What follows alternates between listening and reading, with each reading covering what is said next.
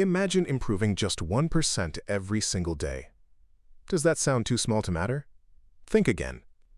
What if the secret to success isn't about massive action, but tiny, barely noticeable changes?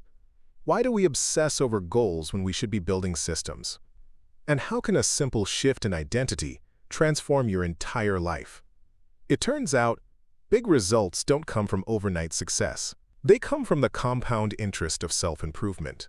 Are you ready to reshape your world, one small habit at a time? This narrative explores the transformative power of small, consistent changes, a concept detailed in Atomic Habits by the author. Beginning with a personal story of recovery from a severe injury, the text illustrates how tiny improvements or marginal gains compound into remarkable results over time. It argues for prioritizing systems over goals and shifting identity to drive behavior. By applying the 4 laws of behavior change, making habits obvious, attractive, easy, and satisfying, anyone can master their potential. Ultimately, success is portrayed not as a destination, but as an endless cycle of refinement and continuous improvement. Ready to go deeper? Here's the extended summary of Atomic Habits. On the final day of his sophomore year of high school, the author's life changed in an instant.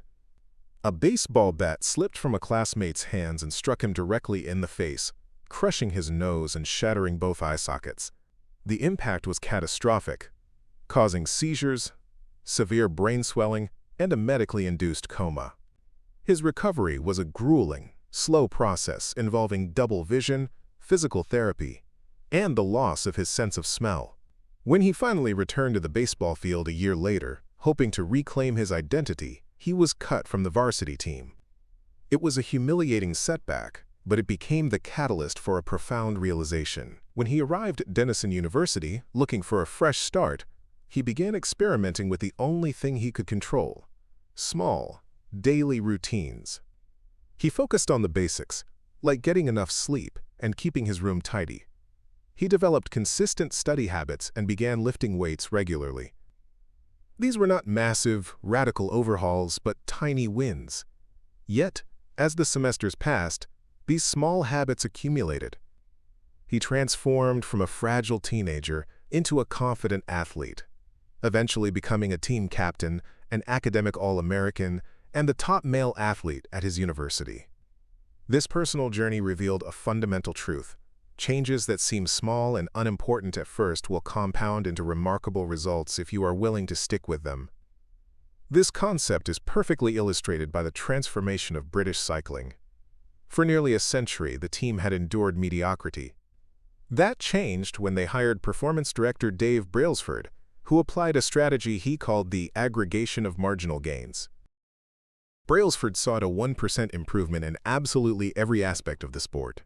The team redesigned bike seats for comfort and rubbed alcohol on tires for better grip. They tested fabrics in wind tunnels and even determined the best type of pillow and mattress for each rider to ensure optimal sleep. They taught riders the most effective way to wash their hands to avoid infection. Individually, these changes seemed minor, perhaps even trivial. But collectively, they sparked a revolution. In just 10 years, British cyclists won 178 world championships and 66 Olympic gold medals. The mathematics behind this approach is powerful. If you can get just 1% better each day for 1 year, you will end up 37 times better by the time you are done. Conversely, if you get 1% worse each day, you decline nearly down to 0. Habits are the compound interest of self-improvement. The same way that money multiplies through compound interest, the effects of your habits multiply as you repeat them. However, we often dismiss small changes because the results are not immediate. If you go to the gym for 3 days in a row, you will not see a new body. If you study a language for an hour, you have not learned the language. This delay leads to what is called the plateau of latent potential. We expect progress to be linear, but it is often exponential. Think of an ice cube sitting in a cold room. As you raise the temperature from 25 to 31 degrees, nothing happens. The ice is still solid, but at 32 degrees, it begins to melt. The work done during those earlier degrees wasn't wasted. It was simply stored. When you finally break through this valley of disappointment, people often call it an overnight success. ignoring the long period of unseen effort that made it possible. To navigate this, we must shift our focus from goals to systems. Goals are about the results you want to achieve, while systems are about the processes that lead to those results. A common problem with a goals-first mentality is that winners and losers often have the same goals. Every candidate wants the job, and every Olympian wants the gold medal, but only the winners have the right systems. Furthermore, achieving a goal is only a momentary change. If you clean a messy room, you have a clean room for a moment. But if you do not change the sloppy habits that led to the mess, you will soon be back where you started. True long-term thinking is goal-less thinking. It is not about any single accomplishment. It is about the cycle of endless refinement and continuous improvement. Furthermore, a goals-first mentality creates a conflict with your happiness. It forces you into a narrow either-or trap. Either you achieve your goal and are successful, or you fail and are a disappointment. You effectively postpone your joy until some future milestone is reached. A systems-first mentality, however, allows you to be satisfied anytime your system is running. You don't have to wait for the finish line to feel successful. You succeed every time you engage in the process. This brings us to the core concept of atomic habits.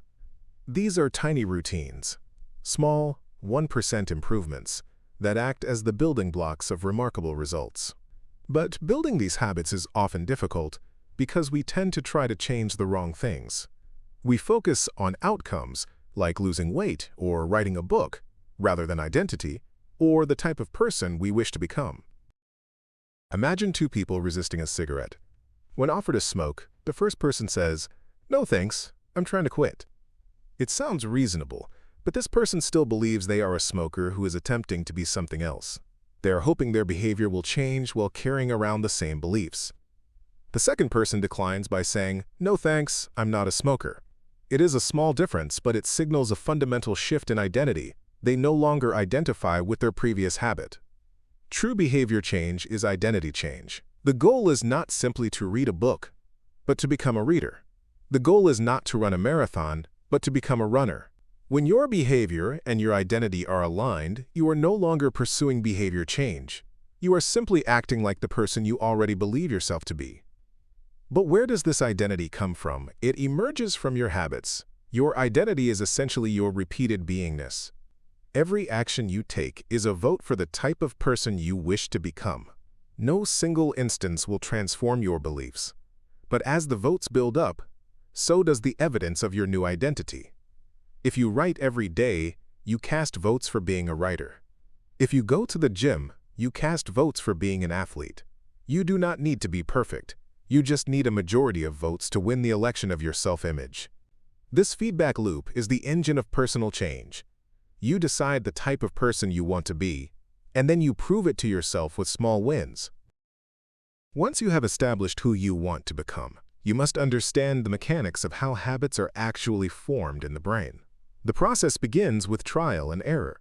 In 1898, scientist Edward Thorndike observed this by placing cats in puzzle boxes. He discovered that behaviors followed by satisfying consequences tend to be repeated, while those that produce unpleasant consequences are less likely to be repeated.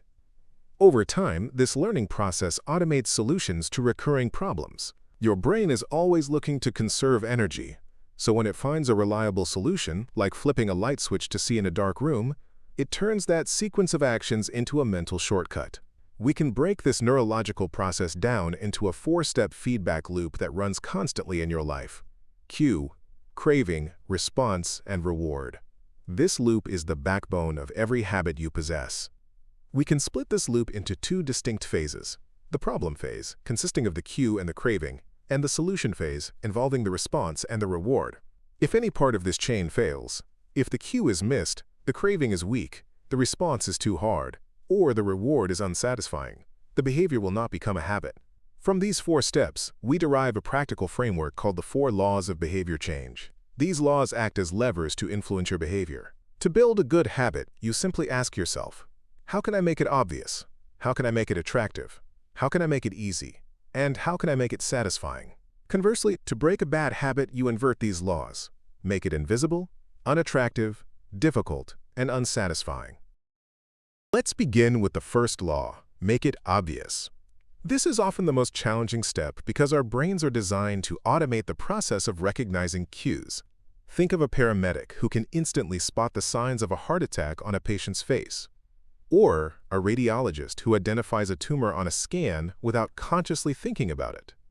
Your brain is a prediction machine, constantly scanning the environment and processing information below the level of conscious thought. While this efficiency is useful, it can be dangerous for habit change. Over time, the cues that trigger our habits become invisible to us. We eat a cookie not because we decided to, but because it was sitting on the counter, and we grabbed it on autopilot. As the psychologist Carl Jung noted, until you make the unconscious conscious, it will direct your life, and you will call it fate. To change a habit, you must first become aware of it. A powerful strategy for this is a technique known as pointing and calling. Originally developed for the Japanese railway system to reduce errors, it involves verbally identifying actions and outcomes. You can adapt this for your own life using a habit scorecard. Simply list your daily habits and categorize them as effective, ineffective, or neutral. If you catch yourself about to engage in a bad habit, point it out verbally. I am about to eat this cookie and I don't need it. It will cause me to gain weight. This pulls the action out of the unconscious and forces you to acknowledge the reality of what you are doing. Once you have awareness, you need clarity. Many people think they lack motivation when what they really lack is a specific plan. This is where implementation intentions come into play. Research shows that people who write down a specific plan for when and where they will perform a new habit are significantly more likely to follow through. The formula is simple: I will behavior at time and location. By deciding these details in advance, you eliminate the need to make a decision when the moment arrives. You can make this even more effective by using a strategy called habit stacking. This concept is based on the Diderot effect, which observes that one purchase or action often triggers a spiral of consumption. Buying a new dress leads to buying new shoes, which leads to buying new earrings. You can use this interconnectedness to your advantage. Rather than pairing your new habit with a time and place, you pair it with a current habit. The formula becomes, after current habit, I will new habit. For example, after I pour my morning coffee, I will meditate for 1 minute. By anchoring your new behavior to a cycle that is already built into your brain, you make the cue for the new habit unmistakable. While specific plans are powerful, they rely on you remembering to act. Often, a more effective approach is to let your surroundings do the work for you. This brings us to the profound impact of environment on behavior. We tend to believe our habits are a product of our motivation, but in reality, they are often a response to the physical world around us. Dr. Anne Thorndike demonstrated this with a simple experiment in a hospital cafeteria. Without announcing any health initiatives or talking to a single person, she rearranged the room. She added water baskets to food stations and placed water bottles at eye level in refrigerators. The result was an 11% drop in soda sales and a 25% increase in water sales. People didn't choose water because their willpower increased. They chose it because it was the most obvious option. This validates a principle from psychologist Kurt Lewin. Behavior is a function of the person and their environment. We are visually dominant creatures, with a massive portion of our sensory resources dedicated to sight. If a cue is hidden, like a guitar tucked away in a closet, it is easy to ignore. If a cue is obvious, like a bowl of apples on the counter, it invites action. To build better habits, you must become the architect of your environment. Place your medication next to the faucet or your running shoes by the door. Make the good habit the path of least resistance. It is not just about objects, however. It is about your relationship to a space. If you work, eat, and relax at the same kitchen table, the room sends mixed signals. This is why sleep experts recommend using the bed only for sleeping. It creates a singular, powerful association. Wherever possible, follow the mantra, one space, one use. When a specific location is linked to a single task, your focus becomes automatic.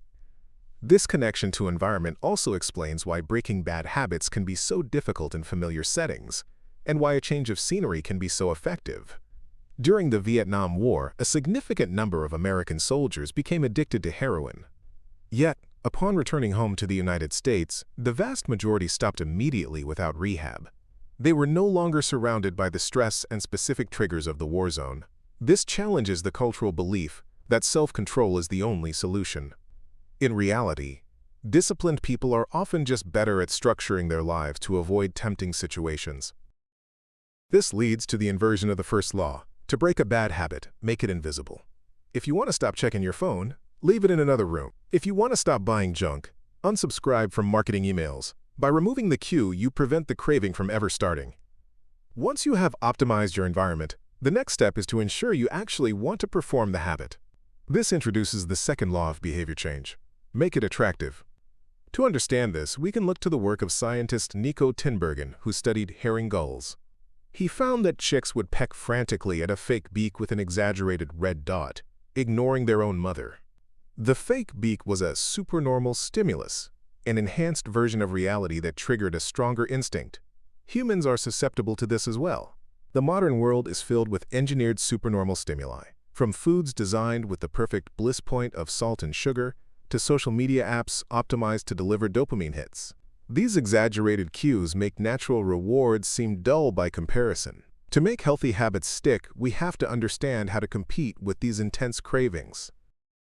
At the biological level, this battle against craving is fought with a specific neurotransmitter, dopamine. For years, scientists believed dopamine was solely about pleasure, but the truth is more nuanced. In 1954, neuroscientists ran an experiment where they blocked the release of dopamine in rats. The results were stark. The animals lost all will to live. They wouldn't eat, drink, or reproduce. However, if the researchers physically placed sugar drops in their mouths, the rats still showed signs of enjoyment. They still liked the sugar, they just didn't want it enough to seek it out. This distinction between liking and wanting is critical for habit formation. Your brain has far more neural circuitry dedicated to wanting rewards than to enjoying them. Dopamine is released not when you experience pleasure, but when you anticipate it. It is the spike you feel before you place a bet, or the excitement of planning a vacation that often exceeds the joy of the trip itself. Desire is the engine that drives behavior, and every action you take is a vote for the anticipation of a reward. To make a difficult habit stick, you can hack this system using a strategy called temptation bundling. This technique works by linking an action you want to do with an action you need to do. Consider the story of an engineering student who loved watching Netflix but knew he needed to exercise more. He hacked his stationary bike and connected it to his laptop so that Netflix would only play while he was cycling above a certain speed. He bundled a want, watching shows, with a need, exercise. You can apply this in your own life by combining temptation bundling with habit stacking. The formula is simple. After I perform my current habit, I will perform the habit I need. After I perform the habit I need, I will perform the habit I want. For example, if you need to make sales calls but want to check sports news, you might say, after I pour my morning coffee, I will call 3 prospects. After I call 3 prospects, I will check ESPN. By sandwiching the difficult task before the reward, you use the anticipation of the want to pull you through the need. However, our desires are not formed in a vacuum. While dopamine drives the internal machinery of craving, our social environment dictates which behaviors we find attractive in the first place. We are herd animals, deeply driven by the need to belong. We don't just want to achieve goals, we want to fit in. Take the story of Laszlo Polgar, who believed that geniuses are made, not born. He decided to raise his daughters, Susan, Sophia, and Judith, as chess prodigies. The Polgar home was filled with chess books and pictures of famous players, and the girls competed constantly. To the outside world, their intense focus might have seemed tedious, but within their home culture, playing chess was normal, attractive, and fun. All 3 grew up to become world-class grandmasters. The Polgar sisters illustrate a powerful truth. Behaviors are attractive when they help us fit in with our tribe. We generally imitate the habits of 3 specific groups: the close, the many, and the powerful. First, we imitate the close. We pick up habits from the people around us, our parents, peers, and partners. This proximity effect is potent. If your best friend becomes obese, your risk of obesity increases significantly. To use this to your advantage, You should join a culture where your desired behavior is the normal behavior. If you want to get fit, surround yourself with people for whom exercise is a standard part of life. When you see others doing it, the habit transforms from a burden into a shared identity. Second, we imitate the many. The pressure to conform to the majority is often stronger than our desire to be right. In the famous conformity experiments by Solomon Asch, subjects were shown lines of clearly different lengths. When a group of actors in the room intentionally claimed the wrong lines were equal, nearly 75% of the real subjects eventually agreed with the group, doubting their own eyes. We would rather be wrong with the crowd than be right by ourselves. Finally, we imitate the powerful. We are drawn to behaviors that earn us respect and status. We copy the successful because we desire the accolades they receive. Once we understand that our habits are modern-day solutions to ancient desires for acceptance and prestige, we can begin to reshape them. To take control of these habits, we must look deeper. Every behavior creates a bridge between a surface-level craving and an underlying motive. You might think you have a craving for a taco, but the underlying motive is the biological need for food and survival. You might feel an urge to check social media, but the ancient desire driving that behavior is the need to reduce uncertainty or secure social acceptance. Our brains did not evolve for smartphones. They evolved for survival and status. Modern habits are simply modern-day solutions to these ancient problems. Because our behavior is driven by our predictions of what will happen next, we can change our habits by changing those predictions. This often requires a shift in mindset. We tend to view difficult habits as obligations, telling ourselves, "I have to go to work," or "I have to make dinner." But by changing one word, you can shift your perspective from a burden to an opportunity. You don't have to, you get to. You get to wake up early for work, which means you have a job and are needed. You get to exercise, which means you have a body capable of movement. This simple reframe highlights the benefits rather than the drawbacks, helping to reprogram the brain to see these actions as attractive. Once a habit is attractive, the next step is to ensure you can actually do it. This brings us to the third law of behavior change. Make it easy. The most effective form of learning is practice, not planning. Consider a famous experiment conducted in a photography class. The students were divided into two groups. The quantity group would be graded solely on the number of photos they took. 100 photos earned an A. The quality group would be graded on the excellence of just one single photo. At the end of the term, the best photos were all produced by the quantity group. Why? Because while the quality group sat around speculating about lighting and composition, the quantity group was busy testing, failing, and learning. This illustrates the critical difference between motion and action. Motion is planning, strategizing, and learning. It feels like progress, but it produces no result. Action is the behavior that delivers an outcome. We often default to motion because it allows us to feel productive without the risk of failure. But to master a habit, you don't need to map out the perfect approach. You just need to get your reps in. Neuroscientists call this process long-term potentiation. As you repeat an action, the neural connections in your brain strengthen. There is a biological truth to the saying, "Neurons that fire together wire together." Consequently, habit formation is not about the amount of time that has passed, but the frequency of the repetition. It doesn't matter if you've been trying for 21 days or 30 days. It matters how many times you have performed the behavior. To build a habit, you must practice it, and the best way to ensure practice happens is to adhere to the law of least effort. Human nature is wired to conserve energy. We naturally gravitate toward the option that requires the least amount of work. History provides a grand example of this in the spread of agriculture. Crops spread much faster across Europe and Asia than they did in the Americas. The reason was simple geography. The massive landmass of Eurasia stretches east to west, meaning farmers could expand along the same latitude and keep the same climate. The Americas stretch north to south, requiring farmers to adapt to entirely new climates every few hundred miles. The path of least resistance allowed agriculture to explode in the East. In our own lives, we must apply this same logic by reducing friction. A habit is essentially an obstacle standing between you and what you want.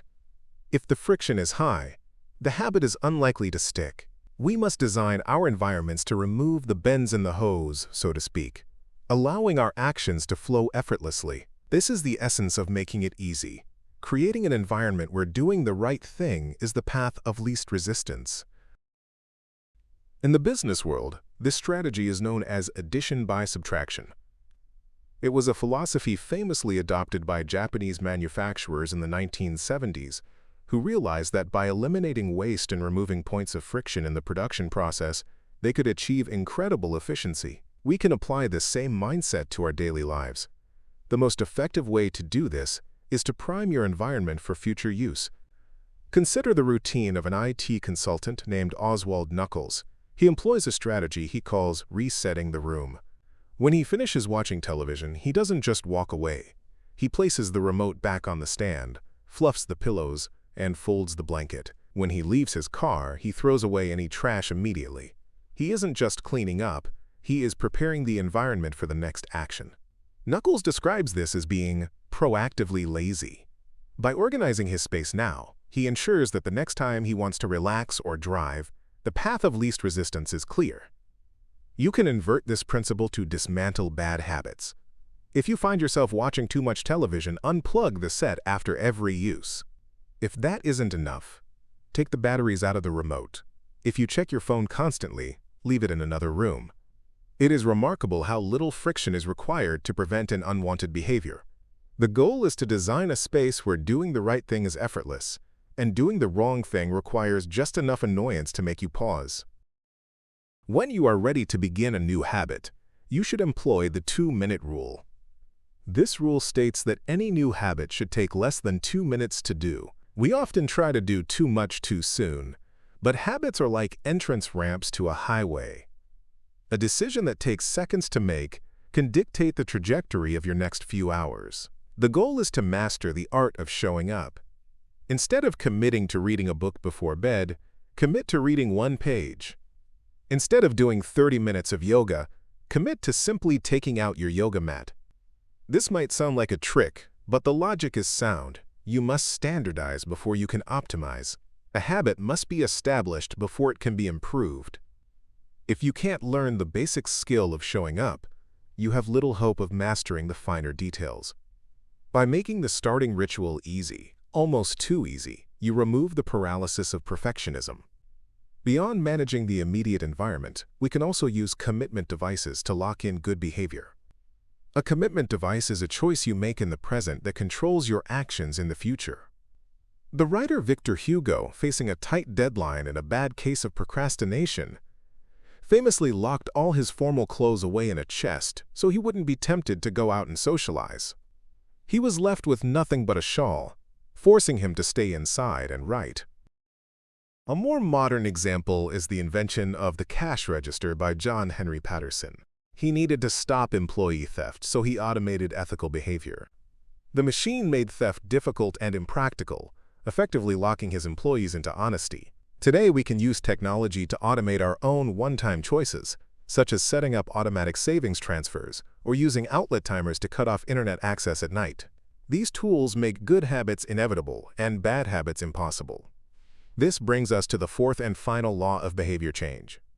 While the first 3 laws focus on making a behavior obvious, attractive, and easy, the fourth law ensures you will want to repeat it. The rule is, make it satisfying. This principle was vividly illustrated in Karachi, Pakistan, where public health researcher Stephen Luby was working to reduce the spread of disease. The problem wasn't that people didn't know about hygiene, it was that they didn't practice it consistently. Luby partnered with a company to introduce a premium soap that lathered easily and smelled wonderful. Suddenly, hand-washing wasn't just a chore, it was a pleasurable sensory experience. Because the immediate outcome was satisfying, the behavior stuck, and health outcomes in the neighborhood improved dramatically. This reveals a critical truth. We are more likely to repeat a behavior when it offers immediate gratification. This highlights the cardinal rule of behavior change: what is rewarded is repeated, what is punished is avoided. While the first 3 laws, make it obvious, attractive, and easy, increase the odds that a behavior will be performed this time, the fourth law increases the odds that it will be repeated next time. It completes the habit loop. To understand why this is necessary, we have to look at our evolutionary history. Humans evolved in an immediate return environment. For our ancestors on the African plains, actions had instant outcomes. If you ran from a lion, you survived. If you found a bush of berries, you ate. Today, however, we live in a delayed return environment. The rewards for our best choices, saving for retirement, exercising, or studying, often don't materialize for years. Our brains, unfortunately, are still wired for the Paleolithic era. We exhibit time inconsistency, meaning we value the present much more than the future. This mismatch explains why bad habits are so persistent. The reward for smoking or overeating is immediate, while the negative consequence is delayed. Conversely, good habits often require immediate sacrifice for a reward that is far off in the distance. To succeed, we must work with human nature rather than against it. We need to add a little bit of immediate pleasure to the habits that pay off in the long run, and a little bit of immediate pain to the ones that don't. One effective way to do this is through reinforcement. This is particularly useful for avoidance habits, behaviors you want to stop doing, like frivolous spending. Since not buying shoes doesn't feel like an action, it's hard to feel satisfied about it. The solution is to make avoidance visible. For example, you might open a savings account labeled leather jacket. Whenever you resist a purchase, immediately transfer that amount into the account. You turn the act of doing nothing into a visible, satisfying deposit toward a reward you actually want. Another powerful tool for making progress satisfying is habit tracking. This can be as simple as marking an X on a calendar or moving a paperclip from one jar to another after each sales call. Tracking works because it leverages multiple laws of behavior change simultaneously. It makes the habit obvious by creating a visual cue, it makes it attractive by showing you your progress, and most importantly, it makes it satisfying. There is a distinct pleasure in crossing a task off a list. It provides visual proof that you are casting votes for the type of person you wish to become. Of course, no matter how consistent you are, life will interrupt you. The goal is not to be perfect, but to avoid the spiral of repeated mistakes. This leads to the rule of never miss twice. If you miss one workout or eat one bad meal, get back on track immediately. The first mistake is just a slip-up. The second mistake is the beginning of a new, negative habit. Showing up on the bad days, even if you do less than usual, preserves your identity. As the saying goes, lost days hurt you more than successful days help you. Finally, just as we want to make good habits satisfying, we can invert the fourth law to break bad habits. Make it immediately unsatisfying. We learn quickly from pain, provided the pain is immediate. To eliminate an unhealthy behavior, you can create an instant cost, a habit contract, where the consequences of failure are public and painful. The more tangible and immediate the penalty, the more likely you are to avoid the behavior. When the pain of making a mistake exceeds the pain of doing the work, change becomes inevitable. A straightforward way to structure this immediate cost is through a habit contract. Just as governments use laws to enforce social contracts, you can create a verbal or written agreement to enforce your personal commitments. Entrepreneur Brian Harris, for example, signed a contract with his wife and trainer that explicitly penalized him for missing specific daily habits. The consequences were tangible and painful, ranging from dressing up for work to paying out significant sums of money. This works because it eliminates the gap between the action and the consequence. Even without a formal document, simply having an accountability partner can be incredibly effective. We all have an innate desire to present our best selves to the world, so knowing that someone else is watching creates an immediate social cost. If you miss a workout or break a promise, you do not just let yourself down. You risk appearing untrustworthy to others. Whether it is a friend checking in on your creative output or an automated tweet that confesses your laziness to the public, social pressure is a potent motivator. This brings us to the conclusion of the 4 fundamental laws of behavior change. To build good habits, make them obvious, attractive, easy, and satisfying. To break bad habits, invert these laws, make them invisible, unattractive, difficult, and unsatisfying. However, mastering the fundamentals is only the beginning. To truly maximize your potential, you must align your habits with your natural talents. The secret to success is not just working hard, but choosing the right field of competition. Consider Michael Phelps and Hicham El Grewers. Both are Olympic gold medalists, but their bodies are built for completely different environments. Phelps has a long torso and short legs, perfect for swimming. El Grewe has the opposite build, ideal for distance running. If they swap sports, no amount of hard work would make them elite. Genes do not predetermine your destiny, but they do determine your areas of opportunity. Your personality, influenced heavily by your genetic makeup, also dictates which habits will stick. A person high in agreeableness might find it easy to write thank you notes, while someone high in neuroticism might need extra structure to manage anxiety. The goal is to build habits that work for your specific personality, not against it. You want to play a game where the odds are in your favor. How do you find that game? Use the explore and exploit strategy. In the beginning, cast a wide net and try many things. Once you find something that works, shift your focus to exploiting that advantage. Ask yourself, what feels like fun to me, but looks like work to others? What makes me lose track of time? If you cannot find a game where you have a natural advantage, create one by combining your unique skills to reduce competition. Once you have chosen the right habits, the challenge shifts to maintaining motivation. The human brain loves a challenge, but only if it is within a specific zone of difficulty. This is known as the Goldilocks rule. Humans experience peak motivation when working on tasks that are right on the edge of their current abilities. Not too hard, not too easy, but just right. This balance allows you to enter a flow state, where you are fully immersed in the task.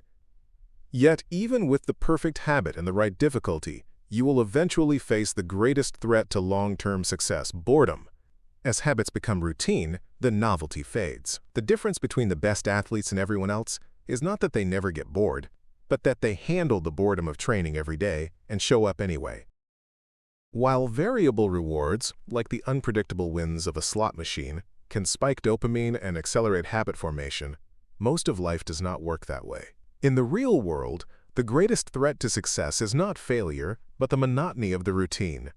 As outcomes become expected, interest fades. This is where the professional distinguishes themselves from the amateur. Professionals stick to the schedule even when the work is annoying, painful, or draining. Amateurs, on the other hand, let life get in the way. To achieve excellence, you must fall in love with boredom. However, once a habit is firmly established, a new danger emerges. Habits are essential for mastery because they automate basic tasks, freeing up your mental capacity for more advanced thinking. But this automation has a downside. It encourages mindlessness. When you can do something good enough on autopilot, you stop paying attention to small errors, and your skills can actually decline over time. To avoid this trap, you must pair your habits with deliberate practice. Mastery is the result of habits plus deliberate practice. This requires a system for reflection and review to ensure you are still improving. Consider the example of Pat Riley, who coached the Los Angeles Lakers in the 1980s. After a disappointing season, Riley implemented a program called Career Best Effort. He tracked every player's performance against their historical baseline and challenged them to improve their output by just 1% over the course of the season. By constantly comparing current efforts to past data, the team avoided complacency and went on to win back-to-back NBA championships. You can apply this same principle to your own life by establishing a routine for auditing your performance. Top performers in every field, from marathon runners to comedians, use reflection to refine their craft. The author, for instance, conducts an annual review every December to ask 3 simple questions: what went well, what did not go well, and what did I learn? 6 months later, he conducts an integrity report to ensure his daily actions still align with his core values.